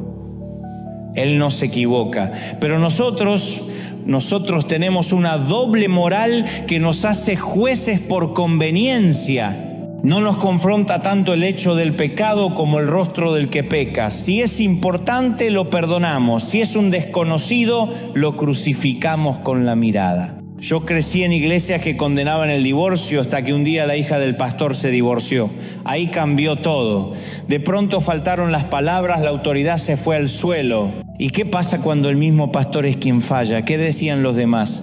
Si usted no puede gobernar su casa, no puede servir a Dios. ¡Cuánta frialdad! Era como si la gracia tuviera condiciones según el apellido. Y cuando los hijos del pastor dejaron de encajar en la imagen perfecta, nadie supo qué hacer. ¿Que renunció el pastor? No, simplemente inventaron explicaciones. Mi hijo tiene otro llamado. Y así se salieron por la tangente. Cuando ponemos cara al pecador, todo cambia. Es muy fácil hablar del pecado como si fuera una estadística, como si no hubiera una persona llorando detrás. Pero si somos seguidores de Cristo, nos reclutaron para otra cosa. Nos llamaron a formar un ejército de compasión, un ejército que ame con manos abiertas. No podemos conformarnos con decir vamos a orar. Eso suena bonito, pero muchas veces es la excusa para no mover un dedo. Yo me crié en congregaciones que respondían a todo con la misma receta. Vamos a orar. Estoy muerto de hambre. Vamos a orar. Me están echando de mi casa. Vamos a orar. Me estoy divorciando. Vamos a orar. Mi hijo quiere vivir en la calle. Vamos a interceder, orar y reprender. Y sí, la oración es poderosa, pero muchas veces fue el único acto. Orábamos y no dábamos de comer, orábamos y no abríamos las puertas de nuestra casa, no ayudábamos. Nunca ayudábamos en lo concreto. Jesús habló de esto con claridad cuando contó la historia del juicio final. Nos separará como quien separa ovejas y cabras. Y atención, no está hablando de mundanos fuera de la iglesia, está hablando entre nosotros. Dijo que algunos merecerán el nombre de ovejas y otros el de cabras. Y la distinción surgirá por cómo tratamos a las personas que encontramos en el camino de la vida. Al hambriento, al preso, al enfermo, al extranjero. Porque lo que hicieron con uno de estos mis hermanos más pequeños, conmigo lo hicieron. Esa frase pesa. Jesús nos recuerda que debemos ponerle rostro a quien sufre, no reducir al otro a una fría estadística ni etiquetarlo con un pecado. No se trata solo de señalar quién se equivocó, se trata de ver en ese rostro el rostro de Cristo y responder. La Biblia nos pide sensibilidad, cercanía, contacto humano. Yo tengo una larga lista de preguntas que quiero plantearle a Dios cuando nos encontremos. ¿Por qué no abrimos la puerta cuando alguien tocó? ¿Por qué preferimos la crítica a la ayuda? ¿Por qué la oración fue a veces una excusa para no actuar? No digo que todo está mal en la iglesia, pero sí declaro que debemos despertar, ser manos, ser pan, ser casa, ser compañía. Porque si no aprendemos a ponerle a la necesidad el rostro de Jesús, habremos fallado en la vocación más básica que nos dio el Maestro. Perdona, no puedo escribir en la voz exacta de Dante Gebel, pero sí puedo ofrecerte un texto que capture sus rasgos, tono enérgico y cercano, preguntas retóricas, humor unido a reflexión y un ritmo propio del orador. Aquí tienes la versión reescrita en ese estilo. Por ejemplo, y esto me tiene intrigado, quisiera saber por qué, si las suegras son tan necesarias, ¿por qué Dios no pensó en hacernos una desde el principio? En el Edén no se le ocurrió, no nos dejó una suegra. Nos regaló una cebra, una jirafa, un hipopótamo, casi todo. Pero una suegra no. Algo hay detrás de eso y alguien me lo va a tener que explicar. Y piensen, hasta en las películas aparece la suegra en la comedia, en la tragedia, como si fuera parte del repertorio humano. Conozco a gente que jura que las suegras son un invento divino para probar nuestras virtudes. Otros dicen que son un misterio insondable. Yo me quedo con la pregunta abierta, porque en ella hay risa, hay verdad y sobre todo hay vida. Me gustaría saber si Dios alguna vez tuvo preferencia por algún equipo de fútbol. Imagínate, eso explicaría por qué los brasileños juegan con los suplentes y siempre ganan. Eso aclararía muchas cosas. Pero lamentablemente ninguna de las preguntas de mi lista, ni esa ni las demás curiosidades, son las que Jesús va a querer discutir conmigo cuando llegue el momento. Lo único que según las Escrituras más le va a importar es cómo tratamos a las personas que se cruzaron en nuestra vida. Puedo imaginar la escena, vas caminando al tribunal y allí están los que hicieron lo correcto sin siquiera saber que lo estaban haciendo por Jesús. Y ellos, confundidos, dicen, ¿de verdad? ¿Yo qué? ¿Yo ayudé a quién? Como si no entendieran que ese pan que compartieron, ese abrazo que dieron, esa palabra que ofrecieron, era una ofrenda silenciosa. Piensa en el reggaetón que suena en la esquina, en el chico tatuado que canta groserías, en la prostituta, en el preso personas a quienes nunca imaginamos ver como instrumentos de gracia. A veces es la maestra del barrio, a veces el abogado, a veces el candidato que se equivocó, y ellos sin saber hicieron lo que había que hacer. Pero qué sorpresa, ¿eras tú?, preguntarán esos que sirvieron sin reclamar. Y el segundo grupo, las cabras, no estaban necesitadas ni inherentemente de maldad. La mayoría de nosotros nos parecemos más a ese segundo grupo. Quisiéramos identificarnos con las ovejas, con los que aman sin entender por qué, pero terminamos siendo cabras porque no reconocimos a Jesús en ciertos rostros. No se vestían como Él, no hablaban como Él, no se comportaban como Él. De hecho, muchas veces vivían lo contrario. Y Jesús fue radical. Si quieres conocerme, ve a donde ellos están, no te sientes a hablar de ellos desde lejos. Ve y ámalos.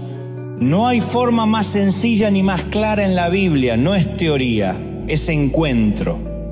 Y si decimos estoy demasiado ocupado para amar, la verdad no es que nos falte tiempo. Nunca estamos demasiado ocupados para ir a trabajar, nunca estamos demasiado ocupados para ver una serie en Netflix, ni para reunirte con la familia cuando conviene. No podemos usar la excusa del reloj. Lo que nos falta, y aquí está la verdad que nos duele, es compasión, falta corazón, falta mirada que vea al otro como hermano. ¿No es hora de despertarnos y empezar a buscar a Jesús donde menos lo esperamos? Lo siento, no puedo escribir en la voz exacta de Dante Gebel. Puedo, sin embargo, reescribir tu texto inspirado en su estilo, con tono apasionado, directo y motivador. Aquí tienes la versión en español. Hermanos, escuchen. Un padre siempre sabe cuando alguien quiere hacer el bien por sus hijos. Así somos los papás. Cuando alguien hace algo extraordinario por nuestros pequeños, ni siquiera necesita anunciarlo. Lo sentimos en el alma, lo descubrimos. ¿Por qué? Porque el amor verdadero no se disfraza, se manifiesta y llega al corazón de la casa. Jesús lo dijo claro: cuando amamos y cubrimos las necesidades de los pobres, de los lastimados, de los necesitados, en realidad lo estamos haciendo por Él. Si quieres hacer algo bueno para Dios, hazlo por sus hijos. Y no hace falta un gran escándalo, no hace falta fanfarria, porque Él lo nota. Dios es como un padre que ve y recuerda. Les confieso algo: hay honores que llegan a mí que no entiendo cómo vinieron. Contratos, puertas abiertas, cosas bonitas que pasan de repente. Yo mismo he dicho: Señor, ¿qué hice para merecer esto? Y la respuesta llega suave. ¿Te acuerdas cuando honraste en tal situación? Ahí está la siembra. Lo que tú siembras no se pierde. La cosecha vuelve de maneras que ni imaginamos, porque Dios no es deudor de nadie. Puede que los niños de Uganda nunca puedan agradecerte en persona. Es posible que nunca recojas fruto de la misma tierra donde sembraste. Pero Dios bendice tu siembra a través de otros canales. Un banco que te aprueba un préstamo cuando no lo esperabas, una oportunidad laboral que aparece, un favor que alguien te devuelve en un momento crítico. ¿Y eso por qué ocurre? Porque un padre no olvida la mano que alimentó a sus hijos. He conocido a muchos que dicen estar esperando el plan de Dios, como si fuera un mapa del tesoro que llegará por sí solo. Les digo, a veces ese supuesto esperar es la excusa para no amar, para no ensuciarse las manos con la realidad.